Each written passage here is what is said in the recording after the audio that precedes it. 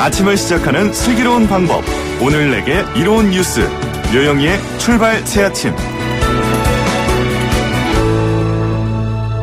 네, 노영의 출발사 지금 3부 문을 여는데요. 제가 1부부터 계속해서 8시에 봅니다 그랬더니 5555 쓰시는 분께서 8시에 뭐 좋은 일 있나요? 자꾸 보자고 하는데 미리 귀뜸 좀 해주세요 이렇게 말씀하시네요.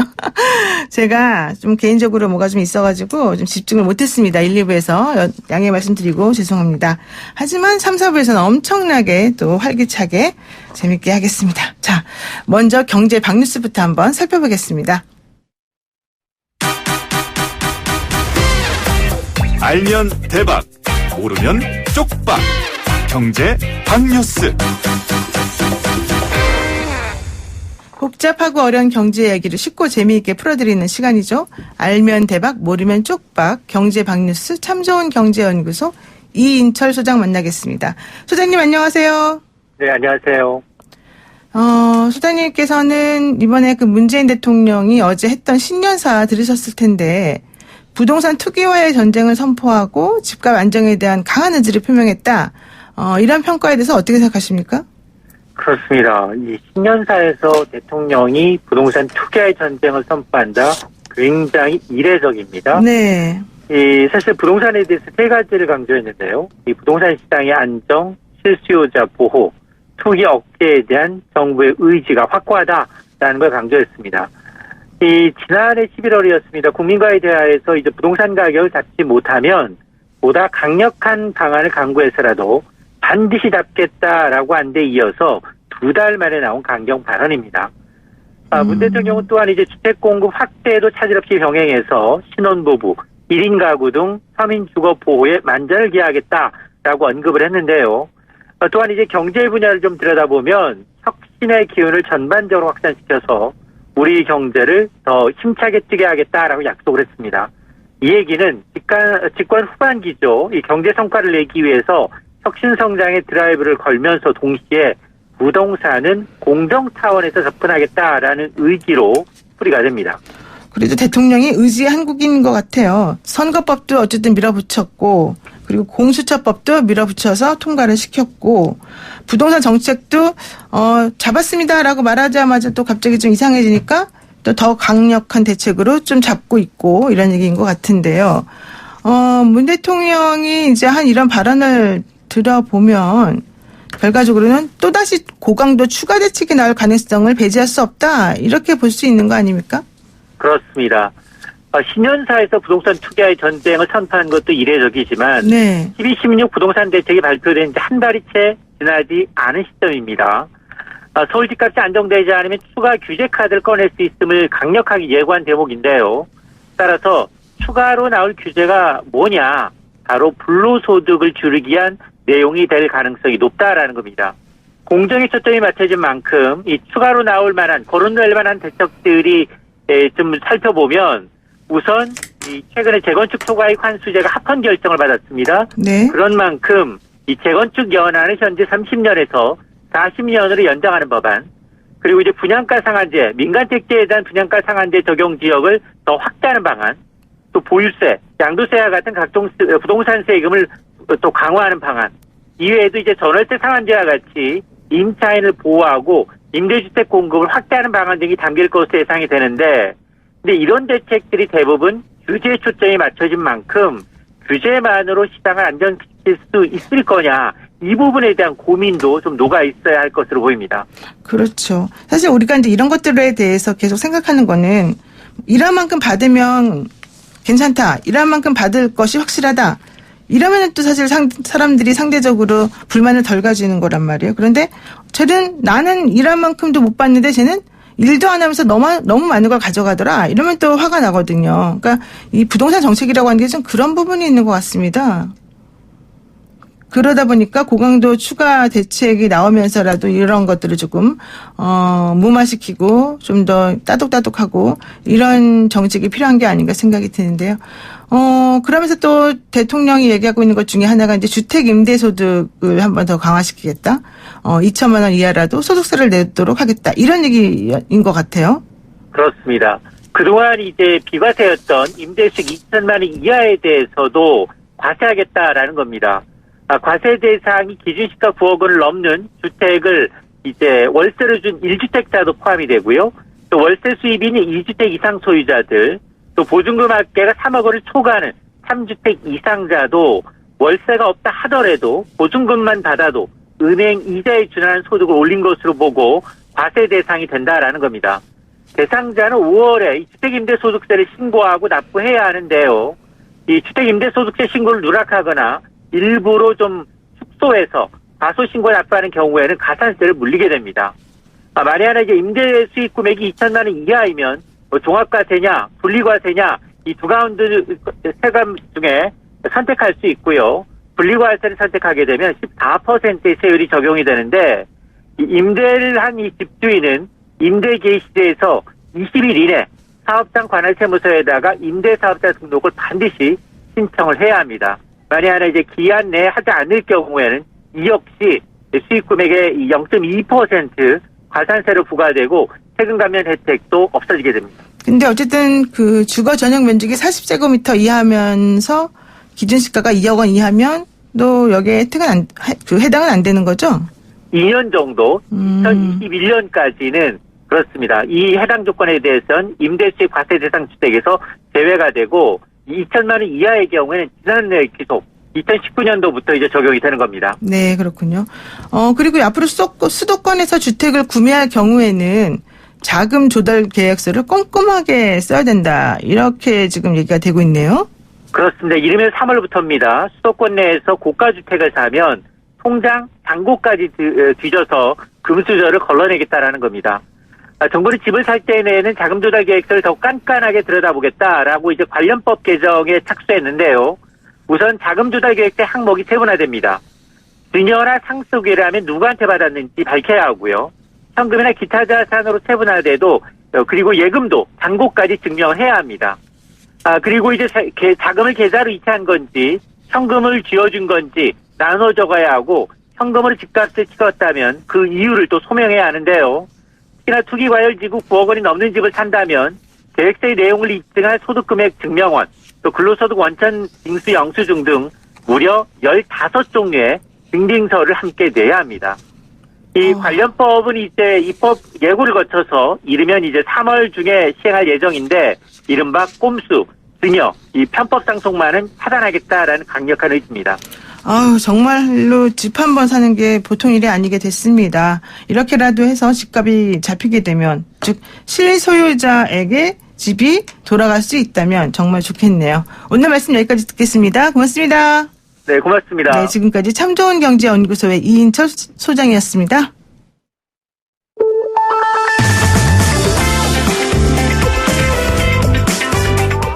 영희와 함께하는 슬기로운 출근길. 노영희의 출발 새 아침은 청취자 여러분과 함께 만들어갑니다. 짧은 문자 50원, 긴 문자 100원에 유료 문자 샵 0945, 우물정 0945로 문자 보내주시거나 유튜브 보이는 라디오 댓글창, YTN 라디오 어플리케이션 예스를 통해 여러분의 목소리를 들려주세요. FM 94.5MHz YTN 라디오 노영희의 출발 새 아침. 잠시 후 계속됩니다.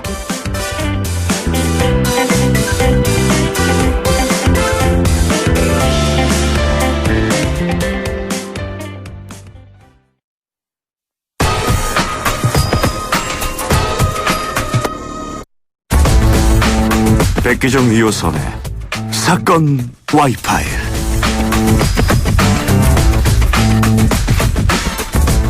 하나의 사건을 입체적으로 풀어보는 시간, 사건 와이파이 시간입니다. 오늘도 이성과 감성의 이해를 도와주실 두 분 모셨는데요. 두 분의 별명을 지을까 봐요. 이성 감성으로. 너무 1차원적이죠. 자, 백기정 전 수서경찰서 강력팀장 나와 계십니다. 안녕하세요. 네, 안녕하십니까. 네, 그리고 이호선 심리상담 전문가 나오셨습니다. 안녕하세요. 안녕하세요. 반갑습니다. 네, 근데 이성과 감성이 하나씩만 있으면 안 되니까 다 한 사람에게 2개씩 있어야 될 것 같아서 별명은 안 짓겠습니다. 오늘 새해 들어서 지금 처음 나오시는 거잖아요. 네. 인사 좀 해주세요, 우리 애청자분들께. 네, YTN 94.5MHz 노영의 출발 새아침 라디오.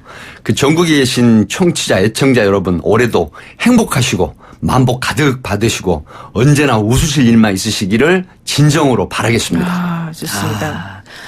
동감입니다. 새해 복 많이 받으시고 올해 사자성어처럼 만사형통하셨으면 좋겠습니다. 이렇게 묻어가시는. 근데 지금이 청취율 조사 기간이래요. 아. 네, 두 분이 좀 널리 전파시키셔야 될 것 같아요. 네. 안 듣고 있어도 내가 듣고 있습니다. 이렇게 말할 수 있는 용기를 주시고. 자, 이건 농담입니다. 또 제가 거짓말하는 사람으로 비치면 안 되기 때문에 잘 이해하시리라 믿고요. 첫 번째 얘기 한번 해보겠습니다. 지난 연말에 있었던 일인데요. 서울 노원에 위치한 한 아파트의 격리 직원이 관리소장한테 미안하다 이런 문자를 남기고 극단적 선택을 한 게 그 보도가 됐었어요. 그런데 그 문자를 받은 관리소장도 그로부터 나흘 뒤에 아파트 지하실에서 역시 숨진 채로 발견이 된 거죠. 이게 무슨 얘기예요, 도대체? 네, 이제 이 지금 문제가 된 아파트 작년 12월 26일 그러니까 작년이라고 하니까 굉장히 먼 것 같은데 사실 불과 2주 정도밖에 안 되는 시점인데 12월 26일 날 서울 노원구에 있는 아파트 관리 사무소의 격리 직원인데 이분이 50대 여성 직원입니다. 뭐 11년 정도 근무를 하신 걸로 제가 파악을 해봤는데 네. 이분이 갑자기 유서를 남기고 아파트 관리 소장에게 죄송하다라는 취지의 유서를 남기고 상계동 자택에서 사망한 채 발견이 됩니다. 그래서 이제 경찰이 수사를 했는데 이런 문제가 이제 불거져서 아파트 입주민들이 에게 알려져요. 근데 아파트 입주민들이 1,200가구 정도가 사시는 그 아파트인데 네. 이제 아파트에서는 무슨 일이 있었냐면은 이게 장기 수선 충당금이라 해서 12억 원 정도의 공사를 하고 있는 게 노후 수도관 교체. 이제 이런 상태인데 이분이 이렇게 그런 취지의 유서를 남기고 사망을 하셨다 그러니까 입주민들이 관리사무소에 가서 이제 확인을 합니다. 네. 그런데 7억 원 정도가 남아 있어야 되는 이 수선 충당비가 불과 한 300만 원이 채 안 되는 잔고밖에 없는 거예요. 그래서 이제 이 비상대책위원회를 결성을 하죠. 아파트 주민들이. 그렇게 돼서 12월 28일 날 밤 9시까지 이런 조사를 하다가 아파트 관리사무소장이 60대 되시는 분인데 이분에게 이제 추궁을 합니다. 당신이 책임져야 되는 거 아니냐. 그리고 당신도 공범 아니냐. 이런 형태의 이제 설전이 오고 갔다고 해요. 네. 그렇게 지났는데 이틀 후인 30일 날 근무하러 오신 분이 오전 중에 아파트 관리사무소 지하실에 또 극단적인 선택을 하신 형태로 발견이 됩니다.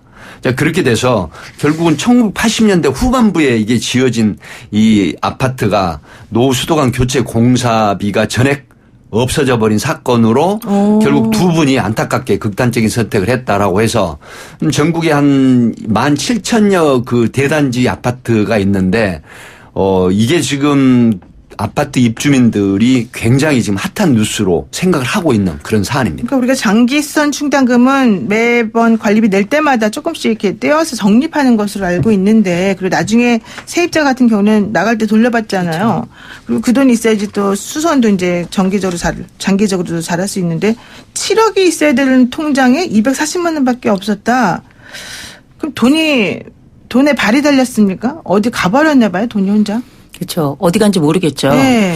그런데 그게 그 아파트에서 일어난 일이기만 할까. 말씀하신 대로 모두의 관심사인 이유가 우리가 전 국민의 70%가 지금 아파트에 거주한다. 이런 얘기를 하고 있는데 우리 장기 수선 충당금 두 분 혹시 개인적으로 한 달에 얼마씩 내는지 혹시 아세요? 잘 모르는데. 잘 모르실 거예요. 저도 솔직히 모릅니다. 그리고 그 장기 수선 충당금 아파트에서 주로 어디에 쓰이는지 얼만큼 쓰였는지 결과 보신 적 있으세요? 결과 본 적이 없고 관리사무소에서 일방적으로 이렇게 회계 감사를 1년에 한 번씩 하거든요. 근데 통보만 받지 세부적인 디테일한 내용은 전혀 모르는 것이죠. 그 회계 감사라고 하는 게 물론 이제 전문적인 감사를 하는 경우도 있지만 대부분은 비전문가가 감사를 하는 경우가 많고요. 대개는 회계법인이 원래 들어와서 하면 좋겠지만 비용이 많이 발생하기 때문에 사실은 관리가 거의 안 되고 있는 거거든요. 그러니까 이제 우리가 지금 말씀하신 대로 이번에 그 없어진 금액이 이제 7억 정도다 얘기를 하고 있는데 7억에 지금 두 사람의 목숨이 없어진 거예요. 그렇죠. 이게 너무 안타까운 일인데 결코 작은 돈은 아닙니다. 그러나 이게 목숨값을 대신할 수는 없는데 이번에 그 처음으로 사망했던 그 여성 박 씨가 11년 근무했다 그러는데 그 많은 사람들이 도대체 그럼 이 사람이 돈을 어떻게 했는가 이렇게 물어보는데 저는 질문을 좀 바꾸고 싶어요. 왜 우리는 그 박 씨나 혹은 그 이후에 사망한 그 관리소장이 그 사망한 그 돈 사건에 대해서 전혀 아는 바가 없을까? 우리의 방관도 한번 좀 생각해 봐야 되지 않을까. 그러니까 우리 생각해 보시면 동대표 뭐 다들 아시겠지만 그렇죠. 대부분 다 단독 후보고요. 네. 대부분 관심이 별로 없습니다. 또 막상 뭐 비리가 있다 하더라도 내가 거기 끼어들어서 뭔가 시작하면 처음부터 끝까지 가야 될 것 같고 굉장히 상황이 복잡해질 것 같으니까 말 그대로 우리의 무관심이 만들어낸 이 악화가 양화를 구축해버린 이런 양상이 모든 아파트에서 거의 일어나고 있다고 봐야 되거든요. 약간 좀 멀리 가긴 했습니다만 여하간에 우리가 이 두 분의 안타까운 죽음을 두고 횡령이 의심된다라고 얘기하고 있지만 거기에는 우리가 했던 그 방관의 값을 치르고 있는 건 아닌가 이런 생각도 듭니다. 네, 지금 이효성 교수님 말씀에 공감을 하는 부분이 있어요. 네. 이 사건이 극단적인 선택의 계기로 나타나는 건 이런 과정이 있었어요. 어떤 거냐면 자 12억 원짜리 그 노후 수도관 공사 교체 공사가 12억이 책정이 된 거예요. 그런데 2억 원에 이제 계약금 지급을 했어요. 그러니까 나머지 돈에 대해서 중도금하고 잔금을 이제 지급하게 돼 있거든요. 네. 그러니까 공사가 마무리되면 잔금, 그다음에 중간에 공사 중에 중간에 이 지급을 하도록 그 중도금을 지급하게 돼 있는데 2억만 계약금을 주고 그다음에 이제 업소 측에서 왜 입금이 안 되냐 중도금이 그러니까 관리사무소장이 이 격리 직원에게 여성 격리 직원에게 뭐라고 얘기를 하냐면 아니 왜 중도금을 빨리 시일이 지났는데 지급을 안 하냐 그러니까 이분이 그때까지도 일체 보고를 하지 않는 거예요. 관리소장에게. 그렇게 하고 나서 그 질책이 있고 난 뒤에 극단적인 선택을 하셨단 말이에요. 근데 또 이제 그 아파트의 입주민들이 비대위를 결성을 해서 이제 이런 부분들을 조사하고 따지니까 결국 아파트 관리소장님도 극단적인 선택을 3일 후에 하셨단 말이죠. 그렇다고 하면 중간에 일어났던 회계 감시라든가 그다음에 관리 감독하는 요소가 전혀 없고 이 모든 사안을 관리사무소장은 통상적으로 이걸 관리 감독을 해야 되는데 격리 직원이 잘 하겠지. 그러니까 잔고 통장에 대한 전혀 감시가 없었던 거예요. 그러니까 지금 일부에서 나오는 얘기가 뭐냐면 주변에서 이 여직원이 주식 투자에 실패를 한 그런 정황이 좀 보인다 이런 얘기가 지금 나오고 있거든요. 네. 그렇다고 하면 과연 이것뿐이겠느냐. 2014년도에 김부선 씨가 난방비 사건을 폭로를 했잖아요. 그래서 2016년도까지 국무총리실에서 이게 부정 척결단이 이제 결성이 돼 가지고 조사를 했는데 전국의 아파트 20%가 부실 회계로 나타났어요. 그렇다고 하면 그 이면에 어떤 게 있냐면 1년에 한 번씩 하는 형식적인 회계 감시 이게 전부 부실 회계로 드러났단 말이죠. 그런데 그 안에는 어떤 상황이었냐면 입주민 대표 회장, 동대표 그다음에 이제 수의 계약 그리고 회계 감사 단가 후려치기 이런 게 몽땅 드러났어요. 이런 부분인데 결국은 이런 부분들의 지도 관리 감독이 안 돼서 정말 본인이 그런 어떤 범죄에 가담을 했는지 모르겠지만은 그러나 꼭 그것뿐일까?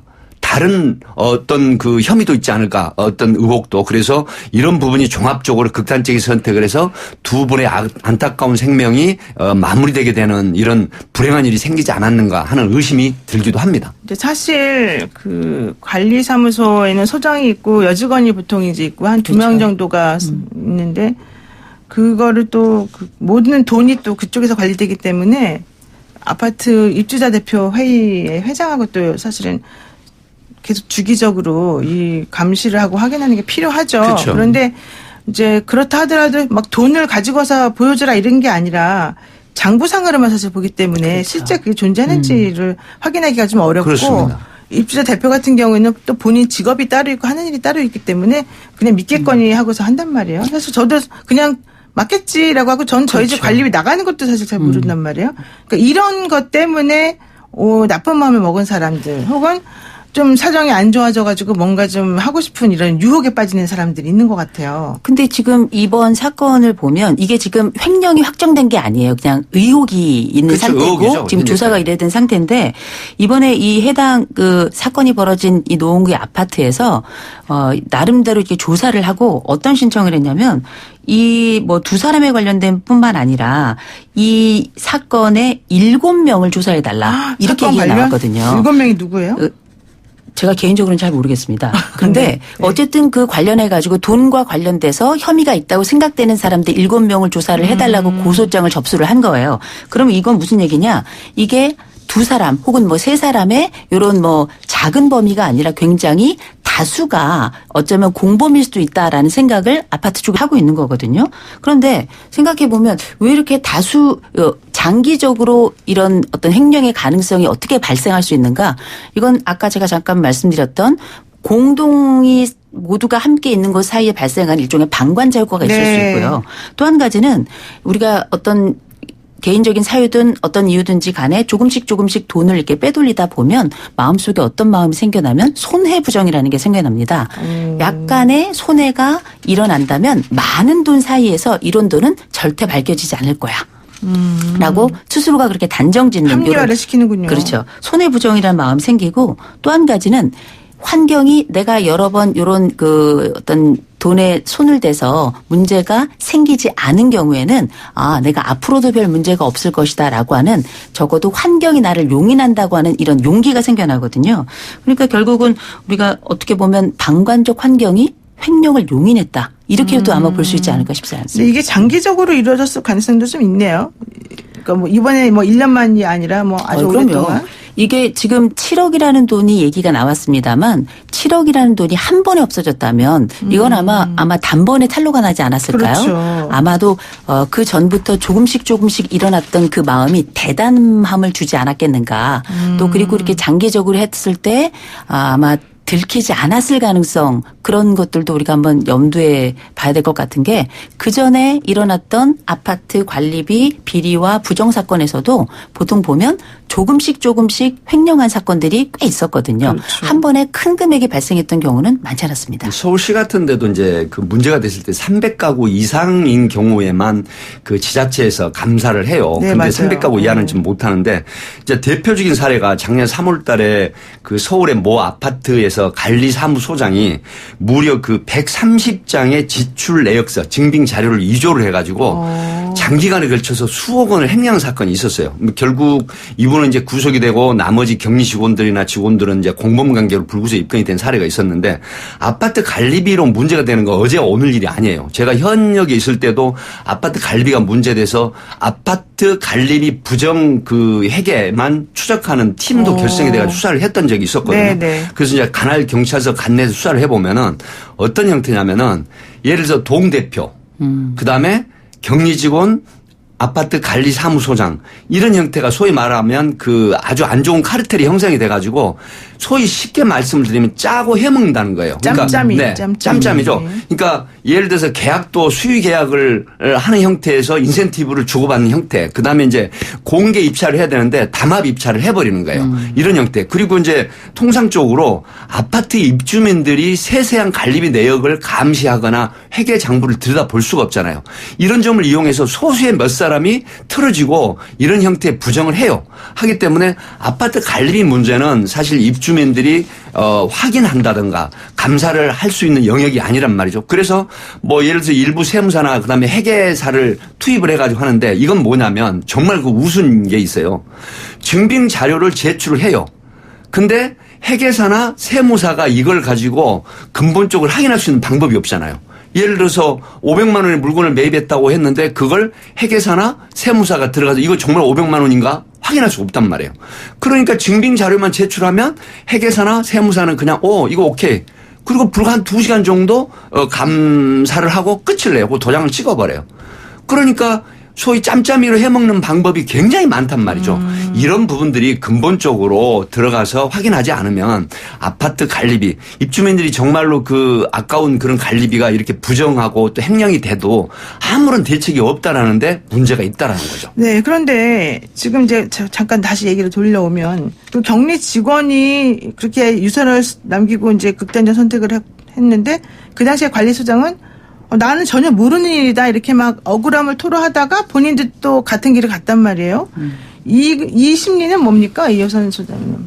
일단은 우리가 일단 아직 밝혀진 바는 없어요. 네네. 그런데 7억이라는 돈이 굉장히 큰 돈일 수는 있는데 그 앞서 먼저 돌아갔던 관리 직원 그 박 씨의 죽음 이후에 며칠 있다가 관리소장이 사망하는 일이 생겨났는데 그 어쩌면 내가 이 부분을 다 덮었을 수도 있겠다. 이런 억울함에 이런 죽음을 택할 수도 있었을 것 같긴 합니다만 그럼에도 불구하고 뭔가 좀 더 조사가 필요하지 않을까 이런 생각이 드는 것이 팀장님 말씀하셨던 것처럼 만일 이런 아파트에서 일어나는 횡령이라든지 비리라든지 이런 게 장기적으로 발생하고 또 이런 여러 사람이 공범으로 함께 가담을 한 일이라면 네. 사실 우리가 아시다시피 죄책감이라고 하는 거는 공범 숫자에 반비례하는 거잖아요. 네. 공범이 많으면 많을수록 은폐력이 커지고 동시에 우리가 책임감이 개인적으로는 줄어들면서 대담해지고 그러면서 이게 장기화되고 이런 방향이 결국 집단 한가운데 범죄가 들어가면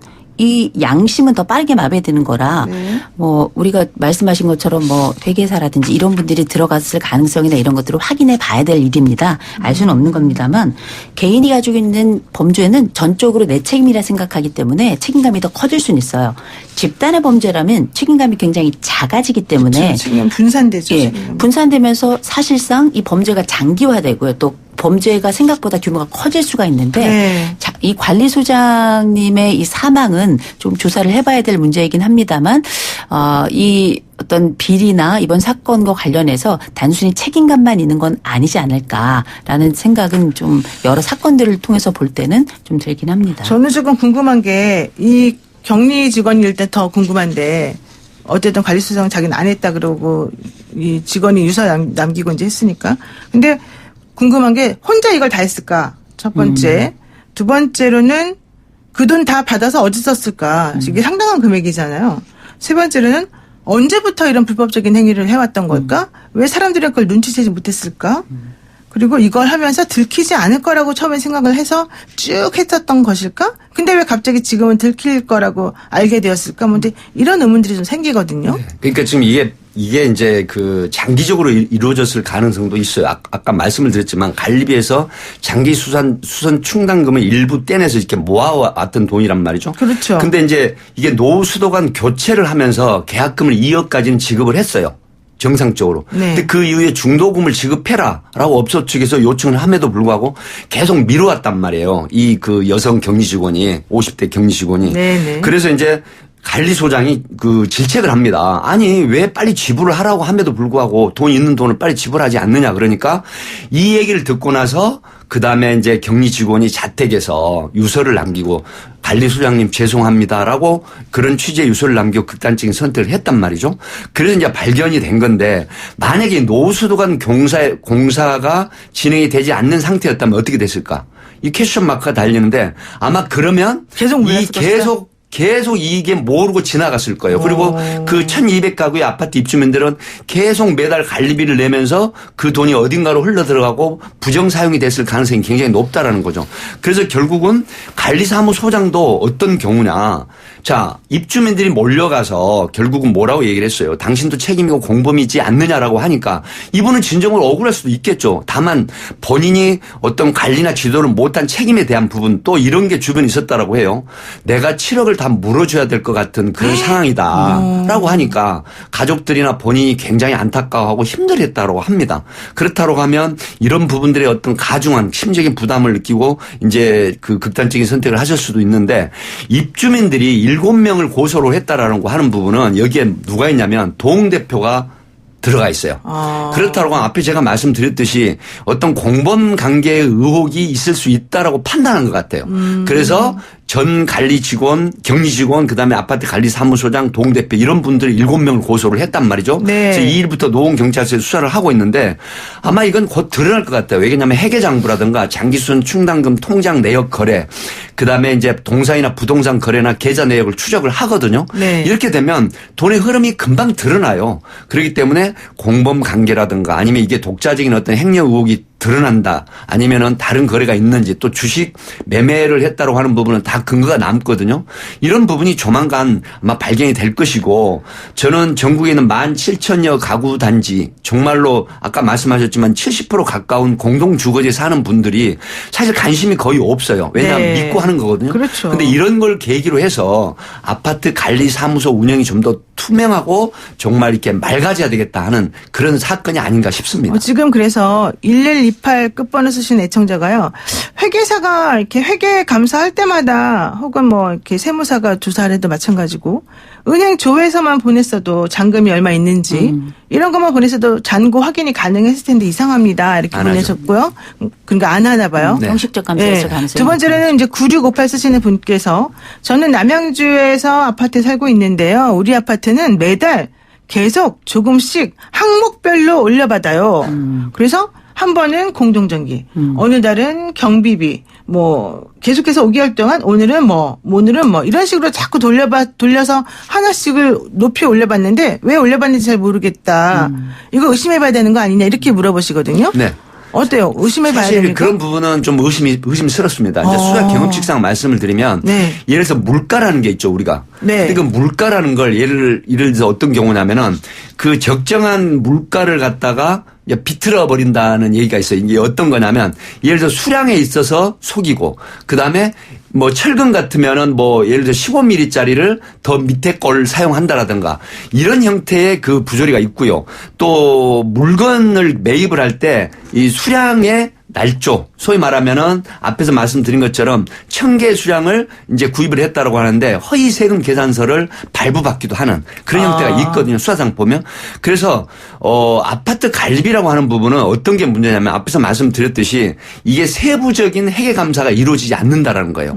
그러니까 몇 사람이 아파트 관리비를 주물러요. 네. 근데 그 안에 1년에 한 번씩 하는 거의 형식적인 회계가 근본적인 감사가 안 된다라는 거. 그렇기 때문에 그 유혹이라는 게 있죠. 유혹. 견물생심이라고. 그러니까 이거는 내가 운영을 하는 데 있어서 얼마든지 부정을 할 수 있다라는 판단이 서면은 어떤 방법으로든지 하는데 이게 1년에 한 번씩 하는 회계감사 전혀 효력을 미치지 못해요. 부조리를 발견해낼 수 없는 이런 형태가 있기 때문에 서울시 같은 데서도 지자체 300가구 이상의 그 지자체에서 회계감사를 합니다. 근데 그 회계감사를 제가 이 방송을 하기 위해서 어제 한번 물어봤어요. 네, 여기저기 전문가들한테.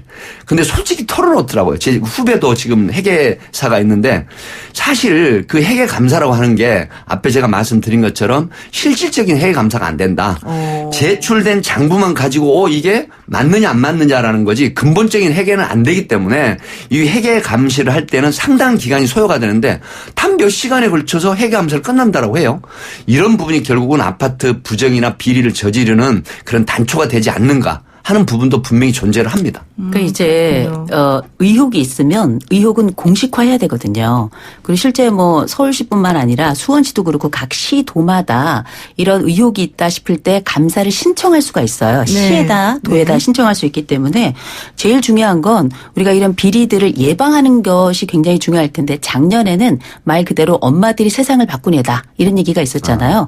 적어도 내 돈에는 자다가도 눈 부릅뜨고 자야 되는 거거든요. 그런데 우리가 오랫동안 당연히 잘 하겠지라고 우리가 방관했던 부분에 대해서도 좀 반성을 할 필요가 있고요. 저도 뭐 공동주택에 저도 살고 있으니까. 네. 또 한 가지는 참 저는 이게 벌써 국민의 70%가 아파트에 산다는 얘기는 뭐냐면 이제 그거를 각각 한 민간 단체 그 개별 아파트에게만 맡길 일인가 이걸 조금 더 공식화할 필요가 있지 않나라는 생각이 드는 거예요. 그러니까 경기도 같은 경우에는 그 이재명 도지사가 경기도 공동주택 기술자문단이라는 그 제도를 만들어 가지고 실제 발생할 수 있는 여러 뭐 공사라든지 이런 기술적인 측면에서 공식 자문단을 만들어서 뭐 설계도라든지 아니면은 비용이 들어갈 만한 부분은 무료로 제공해주고 또 발생하는 여러 전문 자문에 대해서는 아주 굉장히 저렴한 비용에 할 수 있도록 하나의 정책을 만들었거든요. 이런 감사와 감시에 대한 개별적이고 또 이런 민간 차원에서의 감독 감시 굉장히 중요하겠지만 70%에 육박하는 국민들이 살고 있는 공동공간이라면 이 정책적인 부분에 있어서의 이런 강화해야 될 정책 부분도 있지 않을까 싶은 생각이 들어요. 네. 그리고 이제 사실 아파트에 산 지가 오래되니까 아파트 관리비 횡령 문제가 뭐 한두 건이 아니다 이런 얘기 듣는데 횡령을 잡아내기가 어렵다는 얘기를 또 해요. 이게 횡령인지 아니면 제대로 쓰인 건지 왜 그러는 겁니까? 그러니까 횡령을 잡아내기가 어렵다는 건 예를 들어서 주체, 소위 말하면 공사를 하거나 아니면 어떤 그 보수를 하거나 또 물건을 구입을 하거나 네. 또 얘기하자면 아파트 내 뭐 하단을 정비하고 그다음에 이제 그 환경 미화 부분 이런 부분들이 모두 정상적인 절차인 것처럼 보이지만 만약에 그 안에 그들끼리의 커넥션이 있다라고 하면 이걸 근본적으로 밝혀내기가 어려운 건 뭐냐. 수사가 할 수가 없다는 거죠. 그러니까 예를 들어서 그 어떤 횡령 혐의가 있다 해서 경찰이나 검찰의 수사기관에 의뢰를 하면은 근본적인 수사가 되지만 일반 전문가가 들어가 가지고는 제출된 서류만 가지고 심사를 한다라는 거예요. 그러니까 예를 들어서 앞에도 제가 예를 들었습니다만은 1억 원어치를 구입을 했다라고 하는데 그 이면에 진짜 1억 원어치 물건을 갖다 주고 그 값을 지불을 했느냐. 이런 부분에 근본적인 회계 감시가 이루어지지 않는다라는 거죠. 그렇기 때문에 이런 부분들을 이용을 해서 그런 맹점을 이용해서 횡령을 할 수가 있다라고 하는 그런 환경. 이런 것 때문에 사실은 횡령 혐의가 있다라고 하면 고소가 해서 결국 신고가 돼서 수사 끝에 이루어지는데 그렇지 않고는 알 수가 없다라는 이런 부분들이 있기 때문에 이걸 누가 메꿔줘야 되느냐. 사실은 장기적인 시간을 가지고 회계사나 그다음에 세무사가 또 회계감사나 이런 부분들이 정말 충분한 그런 검토와 관리 감독이 이루어져야 되는데 현실적으로 이게 부정이 되고 있어요. 그렇기 때문에 당신들이 무슨 수사기관이야? 우리가 제출된 것만 심사를 하면 될 거 아니야? 이렇게 하면은 더 이상 진전이 이루어지지 않는 부분들 이런 부분들이 결국은 횡령의 유혹이 있다라고 보는 것이죠. 네, 그렇군요. 우리 이효성 교수님 짧게 하나만 여쭐게요. 사실 횡령 같은 거 하지 말아야 되겠지만 내가 손에 돈을 쥐고 있는데 견물생심이라고 무조건적으로 양심에 맡겨서 안 하겠지 하기 좀 곤란하지 않습니까? 그렇죠. 그럼 어떻게 해야 될까요? 우리가 이제 시민단체들이 많이 늘어난 세상이고 이 시민단체들이 어떤 역할을 하는지를 우리가 이제는 눈으로 보고 피부로 느끼잖아요. 네. 그 얘기처럼 내 아파트를 지키기 위한 지킴이단이 이제는 자발적으로 만들어져야 될 때가 아닌가 싶은 생각이 들고요. 정치하는 엄마들이 새로운 세상에 대한 또 하나의 이 시선을 보여줬던 것처럼 이제는 아파트 지키는 엄마들, 아파트 지키는 할배들, 아파트 지키는 할매들 나서가지고 실제 내 집, 내 공동체, 내 함께 살아가는 이 공동의 공간을 같이 만들고 지속적인 CCTV, 살아서 움직이는 CCTV가 돼야 되지 않나 싶습니다. 네, 살아서 움직이는 CCTV가 우리가 돼야 되겠습니다. 오늘 말씀 여기까지 듣겠습니다. 고맙습니다. 네, 감사합니다. 네, 지금까지 백기종 전 팀장, 이호선 심리상담 전문가와 함께했습니다. 네, 노영의 출발 새 아침 3부 여기서 마무리하고요. 잠시 후 4부에서 뵙겠습니다.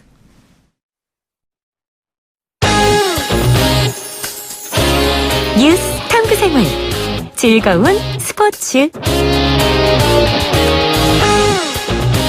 네, 출발 새 아침 4부 시작했는데요. 우리의 가슴을 뜨겁게 만드는 스포츠 뉴스 최동호 스포츠 문화연구소장과 함께 짚어보겠습니다. 안녕하세요. 예, 안녕하세요. 제가 사실은 좀 감기가 좀 걸려가지고 목소리가 그래요? 조금 안 좋습니다. 양해를 부탁드리고요.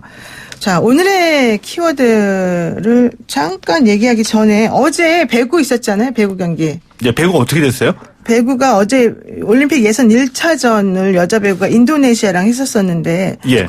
어떻게 됐나 저한테 물어보시는 거예요? 김연경 선수가 활약을 많이 했나요? 네, 김연경 선수가 그 짧은 순간에 12득점을 막 하고요. 예. 파이터가 넘치게 엄청나게 잘하고요. 이 서브로. 스파이크? 서브? 서브 3개를 다. 서브 득점? 이거 한 바닥에 꽂으면서 예. 성공시킨 거예요. 어쨌든 그래서 기가 팍 살아나가지고. 예. 결국은 3연속, 승리를 거뒀고 예선 1차전이 잘 됐다. 예, 배구가 지금 올림픽 예선전이 벌어지고 있는데 여자는 우리가 승리를 거뒀고. 그렇죠. 남자 남자가 경기도 이제 어제 있었는데 남자 경기는 어떻게 됐을까요? 남자는 잘 안 됐을 것 패했죠. 같아요. 예. 오늘은 제가 물어봤네요. 빨간불이래, 빨간불. 남자 배구는. 좀 남은 경기가 있으니까 기대를 해봐야 되겠죠. 네. 우리는 여자들이 좀 운동 잘하는 것 같아요. 역대로 보면은, 똑같이 남자와 여자가 동시에 같이 하는 종목을 보면은 여자들이 성적이 해외 무대에서 더 좋은 성적을 거두고 있는 게 사실이죠. 공부도 여자들이 잘한다면서요. 전 당연하게 생각합니다. 네, 이건 농담입니다. 자, 오늘의 키워드는 뭡니까? 오늘 2020년 첫 번째 순서이기 때문에 올 한 해 벌어질 스포츠 이벤트들을 좀 정리를 해본다는 의미에서 2020년 스포츠 캘린더라고 키워드를 정해봤습니다. 제목 멋있네요. 2020 스포츠 캘린더. 예. 자, 그렇다면 이제 올해 하는 행사 중에서 가장 큰 거, 올해 도쿄올림픽 얘기를 안 할 수가 없네요. 그렇죠. 올해 가장 큰 스포츠 이벤트는 도쿄올림픽이거든요. 7월 24일에 막을 올리게 되고요.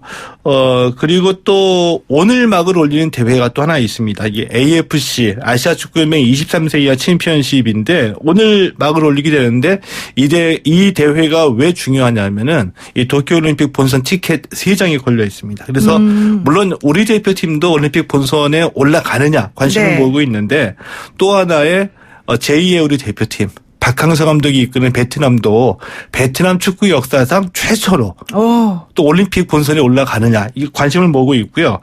2022년 카타르 월드컵이 열리는데 지난해에도 2차 예선이 진행이 됐었거든요. 네. 올해도 계속해서 이 월드컵 2차 예선이 진행이 되고요. 이 3월에는 부산에서 세계 탁구 선수권 대회가 열리고 또 올해 하반기에 이 체육계의 중요한 선거가 열리게 됩니다. 어떤 선거냐면 네. 대한체육회장을 뽑는 선거가 열리게 됩니다. 대한체육회장이요? 예. 혹시 후보로 예상되는 분들이 있습니까?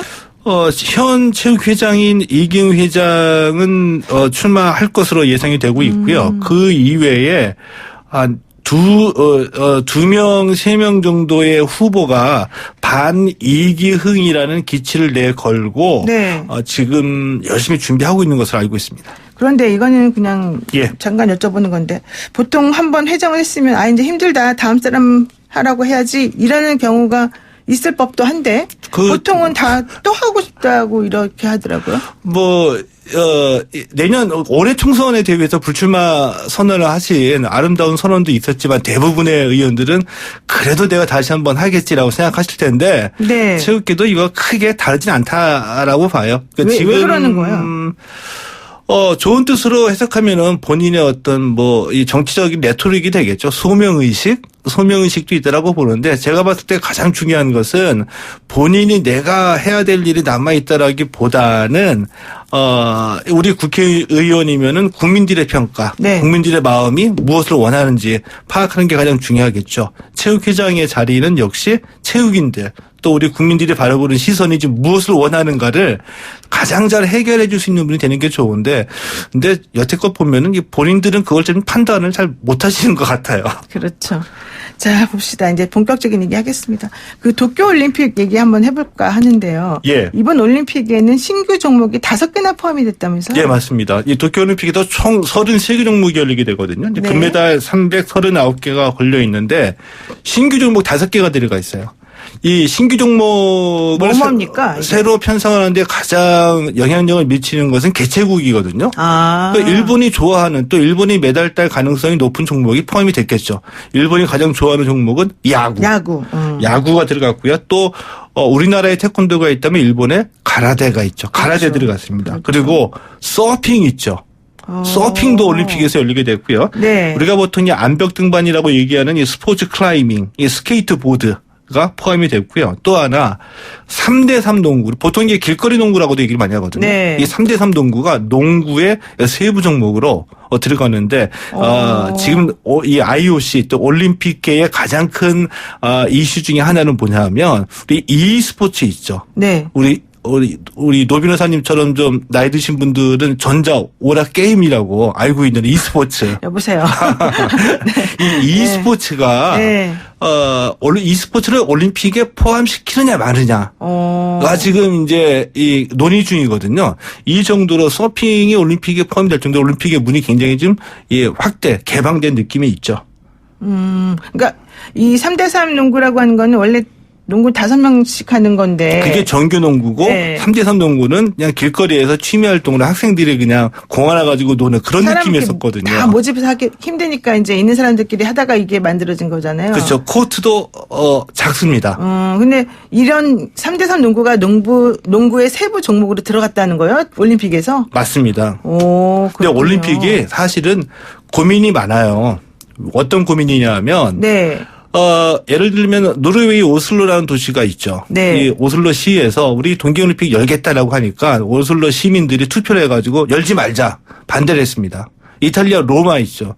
로마도 로마시에서 우리 올림픽 유치하겠다 했더니 시민들이 투표해서 반대를 했어요. 미국의 보스턴도 마찬가지고. 왜냐하면 올림픽 열었더니 과거와 다르게 이제는 경제적인 부담이 너무나 크다. 앞으로는 버는 것 같은데 뒤로는 다 손해 보는 것 같아요. 그렇지. 경기장도 환경 지어야 파괴가 되고. 너무 심하다. 그래서 맞죠. 올림픽을 지금 개최하려는 돈들이 점점 줄어들고 있거든요. 이러다 보니까 IOC도 올림픽의 지속 가능 때문에 고민을 하다가 그렇다고 한다면 좀 더 재미있는 경기들을 많이 발굴해야 되겠다. 그래서 이제 이런 종목들이 뉴 스포츠를 포함해서 들어가고 있는 겁니다. 네, 그렇군요. 그리고 지금 일본은 이 도쿄올림픽을 준비하면서 주 경기장을 새로 만들었다고 하더라고요. 예. 대부분 이제 과거에 기존에 있던 경기장들을 리모델링해서 이 투자를 최소화하는 방향으로 갔는데 네. 그래도 이 메인 스타디움 하나는 번듯하게 있어야 되니까 기존에 있던 국립경기장 자리에 신국립경기장을 새로 지었습니다. 네. 1조 7천억 원이 투자가 됐으니까 굉장히 많은 예산이 우리 투입된 돈으로 거죠. 1조 7천억 원. 예, 맞습니다. 아. 자, 그런데 깜짝 놀랄 만한 기사가 2016년도에 나왔어요. 이 뭔가요? 주경기장과 관계돼가지고 설계도에서 성화대가 빠졌다. 어머. 우리 이거 상상이 안 가죠. 네, 올림픽인데 성화대 없으면 예, 어떡해요? 메인 스타디움 하면 제일 먼저 떠오르는 것 중에 하나가 성화대에서 성화가 활 불타올라야 되잖아요. 그렇죠, 그렇죠. 설계도에서 성화대가 빠진 겁니다. 근데 이게 미스테리한 게 네. 실수로 성화대가 빠진 건지 아니면은 의도적이었는지 이게 좀 왔다 갔다 하거든요. 그러니까 뭐냐 하면은 이 일본의 그 주경기장을 관리하는 주관 단체가 일본 스포츠 진행센터인데 이 네. 스포츠 진행센터가 뒤늦게 성화대가 빠진 것을 발견해 가지고 경기장 바깥에다가 성화대를 설치하겠다라고 얘기를 했고요. 그러면서 이제 변명을 댄 게 이게 목조 경기장이거든요. 네. 근데 일본의 소방법에는 목조 건축물 안에 화기 설치를 금한다 때문에 성화대를 설치할 수가 없었다. 이렇게 변명이 되고 있는데 뒤늦게 나선 행보를 보면은 황급히 경기장 바깥에다가 성화대를 설치하겠다라고 대응을 한 걸 보면은 실수였을 가능성도 있죠. 근데 이미 이게 지난해 말에 완공이 됐거든요. 근데 실제로 경기장 안에 성화대가 없어요. 그래서 IOC는 역대 올림픽에서 이 성화대는 무조건 경기장 안에 있어야 된다라고 주장을 하고 있기 때문에 그렇죠. 일본이 과연 이 성화대를 어떻게 만들어낼지 그 성화 점화는 어떻게 될지 모두 지금 궁금해하고 있죠. 지금 얘기를 들어보면 좀 계획적으로 바깥에 내는 게 아닌가라는 의심이 들긴 하는데 어차피 IOC는 안으로 들어 넣어야 된다라고 주장을 하면 IOC가 조금 간섭을 많이 하잖아요. 이런저런. 그렇죠. 근데 그 말을 안 듣게 되면 어떻게 돼요? 최종안을 합의를 보겠죠. IOC가 양보하지 않으면 네. 목소 경기장이지만 이 경기장 안에 성화대를 설치해야지 되는 거고요. 일본이 IOC를 설득하게 되면은 경기장 바깥에다가 이 성화대를 설치할 텐데. 근데 영화 같은 일이에요. 제가 보기에. 왜냐하면 설계도에서 올림픽 여는 주경기장에 성화대가 빠졌다는 거는 그러니까요. 만화 같은 일이죠. 이걸 또 그냥 진짜 불 말고 이렇게 전기 같은 걸로 하는 그런 것도 나올 수도 있겠네요.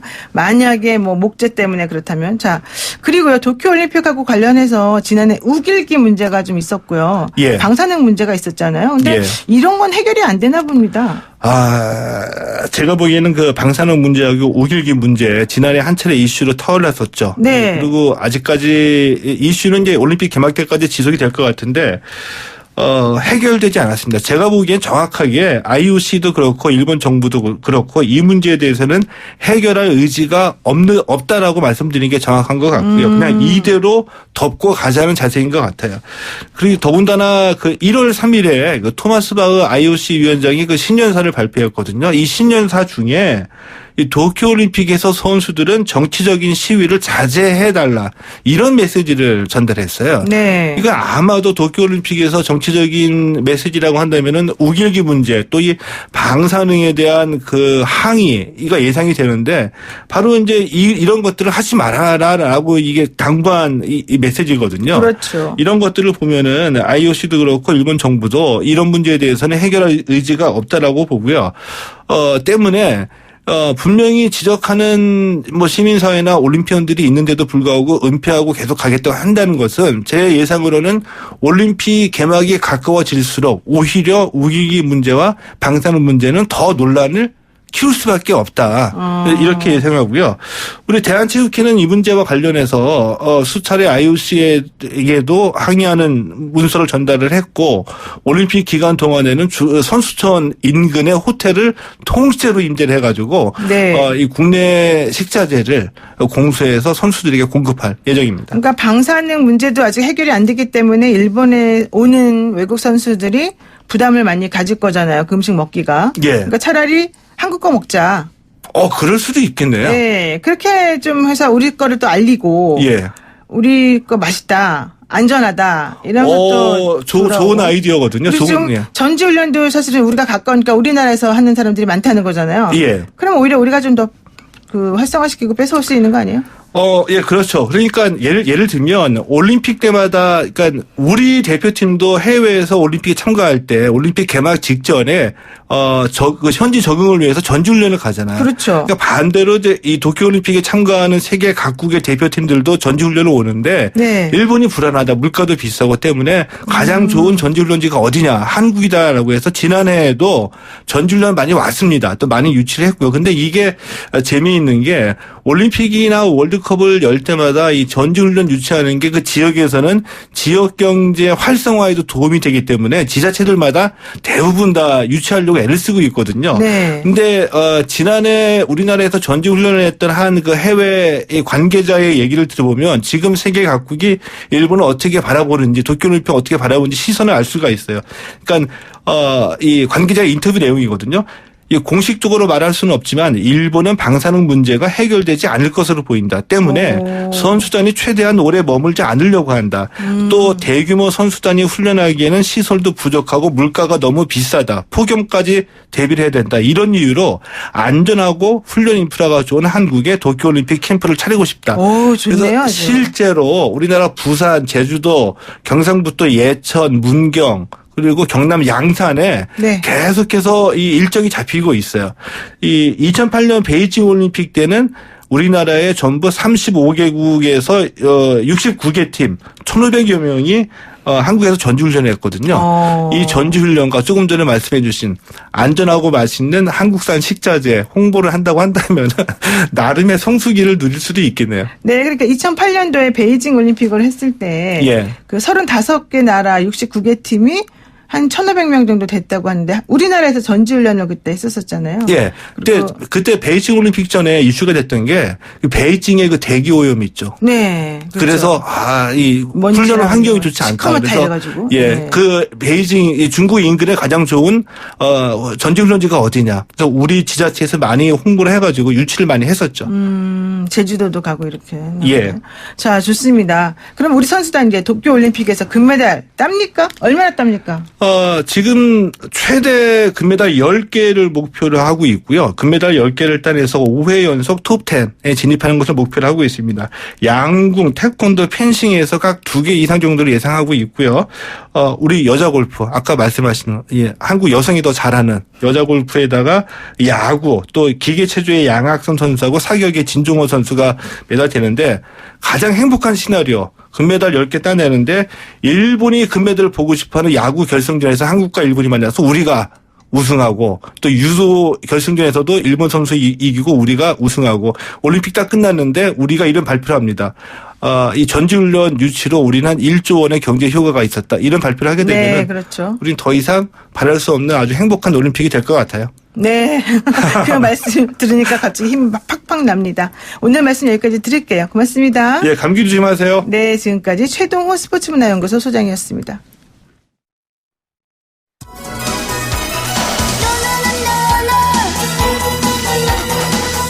네, 우리 방송 저희가 준비하는 건 여기까지인데요. 여러분 지금 청취율 조사 기간입니다. 혹시 모르는 번호로 전화가 와서 어떤 라디오 프로그램 들었냐 이런 질문을 하면요. 꼭 YTN 라디오의 노영의 출발 새 아침, 노영희의 출발 새 아침을 들었다고 답변해 주세요. 여러분의 작은 도움이 노영의 출발 새 아침을 만들어 나가는데 큰 힘이 됩니다. 노영의 출발 새 아침 내일 아침 7시 정각에 실수하지 않고 집중해서 변함없이 슬기로운 내용으로 찾아뵙겠습니다. 고맙습니다.